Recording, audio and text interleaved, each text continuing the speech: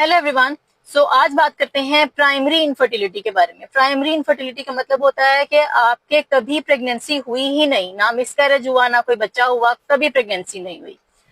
ऐसी सूरत हाल में क्या वजूहात होती हैं कि कोई इंसान कंसीव नहीं कर पा रहा। उसके अंदर अगर हम फीमेल में प्रॉब्लम्स देखें तो फीमेल के अंदर सबसे बड़ा रीजन होता है कि एग नहीं बन रहे, और एग ना बनने की सबसे बड़ी वजह जो है वो पॉलीसिस्टिक ओवरीज का होना है। उसके बाद जो कॉजेज आते हैं, उसके अलावा एंडोमेट्रियोसिस एक बड़ा इंपॉर्टेंट कॉज है। उसके अलावा ये है कि इन्फेक्शन होने की वजह से ट्यूबें बंद हो जाना, वो भी एक इम्पॉर्टेंट कॉज है। तो बहुत सारे लोग समझते हैं कि हमें तो इन्फेक्शन का कोई अलामत कभी नहीं आई तो फिर हमारी ट्यूबें तो नहीं बंद हो सकती। ऐसा नहीं होता। हमने ऐसे भी देखा है कि कभी कोई इन्फेक्शन का साइन नहीं रहे हो लेकिन फिर भी ट्यूब बंद निकल आती हैं, क्योंकि हर इन्फेक्शन इतनी ज्यादा बाहर नहीं आती, वो अंदर ज्यादा काम कर रही होती है। तो वो भी एक रीजन हो सकती है। उसके अलावा आदमी जो हस्बैंड है उसके जरासीमों में भी प्रॉब्लम हो सकती है, वो भी एक बहुत बड़ा कॉज होता है इनफर्टिलिटी का कपल के अंदर।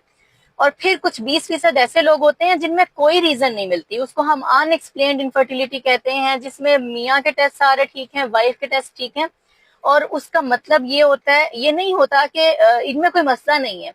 उसका मतलब ये होता है कि अभी तक हमने वो वाले टेस्ट दरियाफ्त नहीं किए जो कि इनके प्रॉब्लम को समझ सकें। अक्सर वो प्रॉब्लम्स जो हैं वो माइक्रोस्कोपिक लेवल पे होते हैं, बहुत पेचीदा होते हैं, बहुत छोटे लेवल पे होते हैं, हमें नजर नहीं आ रहे होते बज़ाहिर। तो मसले होते हैं, फिर भी वो चीजें हम जब आईवीएफ की तरफ जाते हैं तो फिर हमें नजर आता है कि अच्छा एक्चुअल में तो ये प्रॉब्लम थी। तो वो भी एक रीजन है।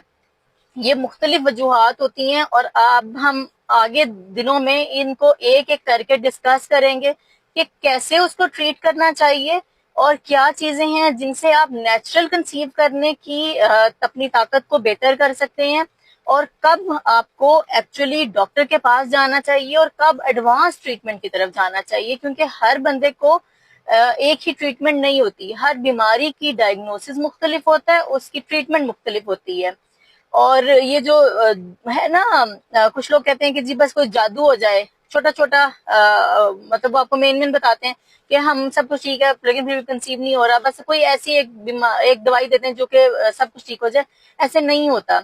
जो आपको कहे कि जी मेरा ये पाउडर पी लो, तो मेरा ये सिरप पी लो, तो ये जादू हो जाएगा और आप कंसीव कर लेंगे, वो आपको बेवकूफ बना रहे हैं। ठीक है, तो बेवकूफ नहीं बनना, आपने अपनी बीमारी को समझें और उसको जितना आप हल कर सकते हैं उतना करें, अपनी तरफ से भी कोशिश करें और डॉक्टर अपनी तरफ से भी कोशिश करें।